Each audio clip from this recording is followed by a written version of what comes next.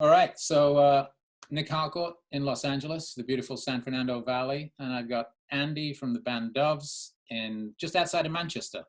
Yeah, a village called Lynn, which is kind of half an hour out of Manchester. So just at home in the studio. Well, greetings. I want to talk about the new album, Yeah, obviously. It's been a long time since I've seen you. I don't know how long it's been since I've seen you, but it's also been a little bit of time in between records. But before we yeah. talk about getting the band back together, how are you doing? I mean, how are you handling this unique moment in time as a guy just, on your own and, living under quarantine? I presume you're in the same situation as we are here in the States, right? You're not going anywhere unless you particularly have to. True. They're starting to ease the lockdown here, so pubs open on Saturday apparently. But I mean, and our government, in all its wisdom, decided to open them because, yeah. So it's a bit weird, really, because They're just closing them again here. They are started they? opening. Yeah, they're closing them again. Right. Yeah. Well, I guess you probably feel the same, but I kind of feel that I don't really trust what the government's doing. I kind of it's been mishandled from the start. So I'd like to say I'd like to feel they know what they're doing, but they don't. Everything has been, Anyway, No, I think get into look, that. it's very interesting because clearly we are finding out just how poor our leaders are right now. Pretty much everywhere. But we can leave it there. But Yeah, what yeah. what have you been learning about yourself during this time? What have you been up to? What kind of things have you been doing that you perhaps wouldn't have done before? Well, I mean, when it first happened, I thought, oh, this is a great opportunity to start writing loads of music and start, really getting creative. And nothing happened really. And then you start feeling bad. It's like, oh, I should be using this time to be creative. And, it's getting by like everyone's struggling. And, well, not struggling, yeah, you're at home with your family. You're making sure, everyone's okay. The kids are good. You're okay yourself, so yeah, I guess like everyone else, just struggling through it really, but on the whole good, spending a lot of time with the kids, so going out on walks, listening to lots of music. I'm not actually making any. I mean, I guess we were lucky because the week before the lockdown we mastered the album Oh my literally gosh. in London. Timing is everything, right? I mean, that's kind of, for us, is the only bit of luck generally, because that we got it together. We finished it literally a week, and then the lockdown came in. So psychologically, that was good in terms of, it's been quite a long gestation with this record, and we were working on it over a number of years. But to actually get it finished before the lockdown happened was psychologically really, really good for all of us, I think. Well, let's talk about it. Obviously, you and I were talking before I hit record. It's been 11 years in between albums, and I haven't seen you guys for probably 17 years or something like that. I think in Is it Los that long? Angeles. It feels that long. I don't know. It's been a while. I know that. Yeah, yeah. But when you stopped, did you know you would pick it up again at some point? No, we never kind of actually, we never kind of split up, so to speak. It was just 2010 was the last time we toured. It was just kind of felt that we'd solidly hammered it for like whatever 20. Well, if you take the previous band, Sub, 25 years. It just felt like it was time, recharge the batteries and probably spend some time apart. No big bust ups or anything, but I guess we just felt it was time to stop touring. But I think we always felt we would make music together again. Was family a part of it? I mean, you talk about, having kids and Yeah, all that kind of stuff. Did you want to spend time at home? possibly, yeah. Yeah, I mean, the nature of this, you spend like 6 months at home, looking after babies, and then you can't wait to see the tour bus again. Right. Rest and rest. Yeah. I wonder So how you're yeah, feeling now. initially, so to get a proper kit, don't get any at home. looking out on the horizon, saying, "Is that some bus coming?" No, it's not coming. Back to the grandstand. But no, I think initially maybe, you know, we all want to spend a bit more time at home. But I guess, you know, also we wanted to try other things. We wanted to try, you know, working with other musicians. And so what kind of projects were you all doing in the time apart? Well, I worked with a couple of other musicians in Manchester. We almost got a record together, but we didn't. It was one of those. And then I ended up working with Jez again. We started a project called Black Rivers, which was really enjoyable, actually. Went out and toured that. We came out to the States, actually. Jimmy did a solo album. He worked on a couple of other projects. He worked with his friend Kerry and did this like kind of part classical project for a while. So we all did different things, but I think we started talking about it around sort of 2017. We'd been talking about it really from 2016, about starting to sort of, you know, get back together and write. And you did some shows, right? The beginning of this was to start performing again, right? No, it was actually to start making new music. Oh, but we didn't tell anyone. This is the thing. We started actually making music together in 2017. It was really exciting because we'd had a break of 7 years, but we kept it under wraps. It was quite nice. We didn't tell anyone really, and then we started writing, started getting, you know, songs together, and then in 2018 we got the offers of some gigs come through. Was it maybe late 2018? So we did some gigs in 2019, but by that point we'd already been spending 2 years off and on working on the record. Gotcha. It was really nice. It was just us. There was no pressure. It was just no record deal or anything like that. You could just take your time. Yeah. Well, we did actually still have a deal, but we weren't sure whether they'd won it or not. Nobody was knocking on the door really. Nobody was like, you know. So yeah, it was quite nice in that regard, and it was lovely being back together. We, you know, had a really good laugh, as only people who've worked that long together can have a laugh. Really, your lives are so, you know, intrinsically linked with each other. There's so many experiences that only you three know about. So that was really nice, you know, really good. And in terms of making the actual songs, they came really easily. We picked up some. We've been writing quite a lot as Black Rivers for our second album, and Jimmy been also writing for his second album. So we had quite a lot of material between us. We also had a couple of old Doves tracks, which we never managed to master. You know, we've always have, I suspect as a lot of bands have, a lot of stuff in the vaults, which you've never really kind of managed Never finished. Yeah. Never finished. It's hard, you know, it's easy to start stuff, but always so hard to finish. Right. So stuff we put on the back burner, and we were, you know, we spent just a couple of days going through all the old stuff and like, wow, that's, you know, it's really good. I might have a way in on there. So that was really nice to get a couple of tracks which had been hanging around for decades almost, and finishing them. It's like, right, I've had that distance, we can come back to them. Let me ask you a question about that. First of all, it sounds like it's a combination of material from what you're saying, material you were doing with your brother, obviously, and then material that was happening for the solo album. And as you said, a couple of tracks that were kicking around. So my question is really about the older tracks that had perhaps been sitting there unfinished for 10 years maybe. When you revisit something like that, what's that like when you pull it up for the first time, perhaps on the computer or whatever it is, and you pull up that song and you take a look at it and you go, oh wow, that's what we were doing. And how do you make the choice then to finish it? Different choices perhaps that you would have made today than 10 years ago? You get the kind of clarity of time, and, you know, you instantly go, that's good, or that's crap, you know, what we're thinking of there, you know.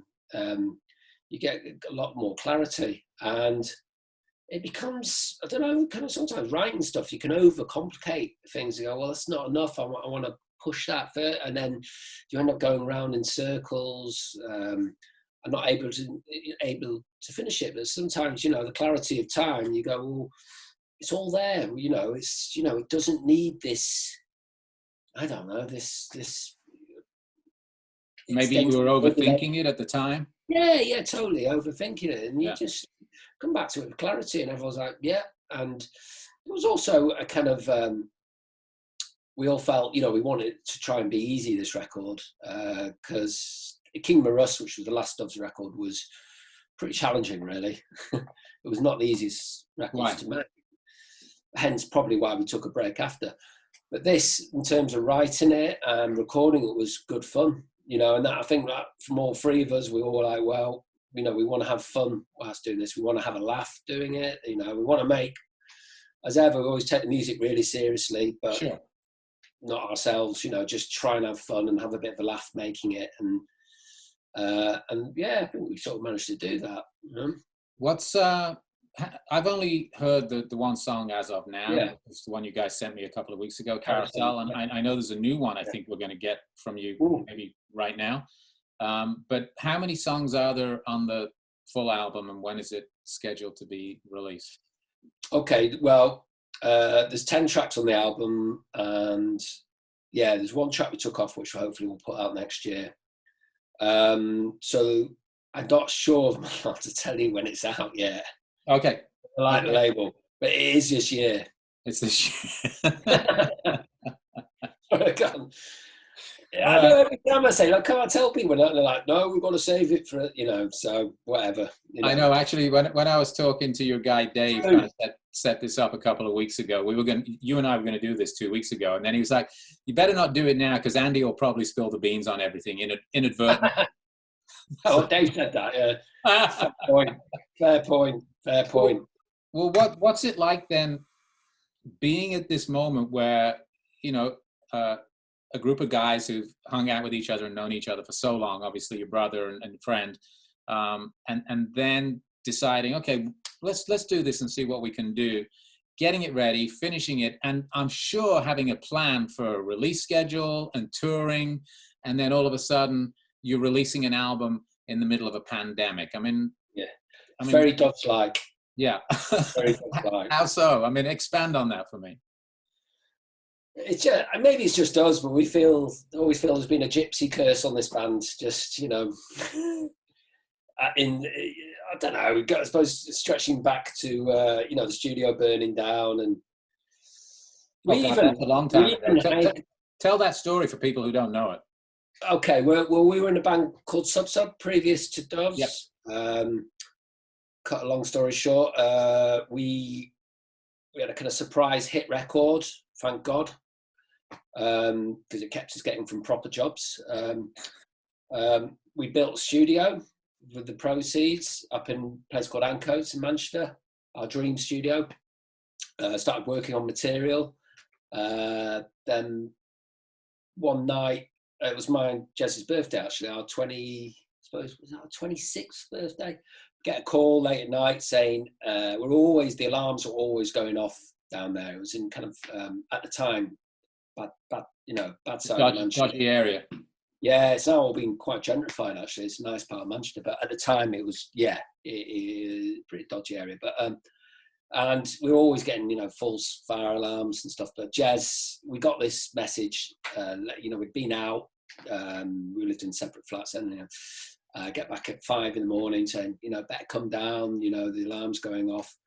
Jez goes down. I'm like, I'm fine. It's a false alarm. Gets down, and there's a fireman outside. The place is on fire. There's a fireman playing the remains of a guitar outside. Oh my God! Very surreal. So yeah, we lost pretty much everything really at the time, right? It's amazing you were able to continue on really from that. And as you said, it's like I'm not surprised that you're saying like, well, maybe there's a gypsy curse, when something like that happens. And then obviously through the career of the band, I know there's been there's been peaks and valleys with this band, right? Yeah. I mean, I won't bore you with the details, but even recently we had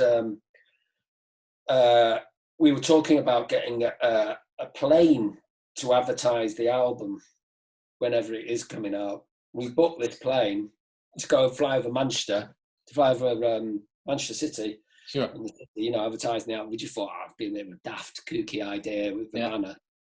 And then 2 weeks ago, there was a City game v Burnley, and these a football game, soccer, yeah, sorry, a football game, yeah, and yeah. these dickhead racists hired this plane, flew over Manchester City, trailing a banner of White Lives Matter. Yeah, I heard about that. Did you hear? Yeah. Yeah. Shocking, you know. Oh, and they've banned planes from flying with banners now. Is that right? Well, yeah.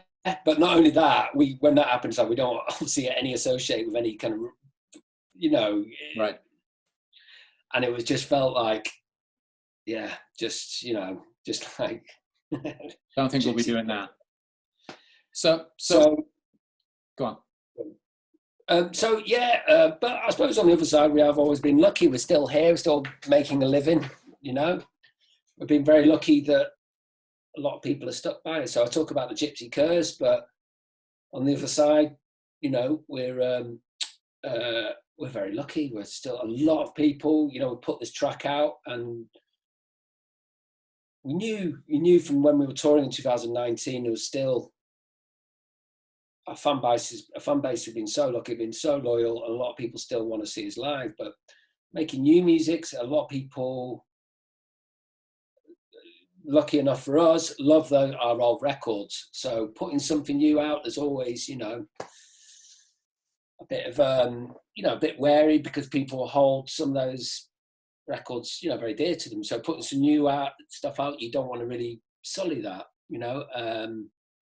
But we've just been really taken back by that one track, the Carousel's coming out. Just the reaction, you know, it's got us being amazing. So I guess, you know, I talk about us being unlucky. But I guess we're not really. We're pretty lucky, really. You know. So that song sounds like Doves, right? I mean, I think when I heard it, I was like, that sounds like Doves. Sounds like what maybe Doves would be making today. So well done. Thank you.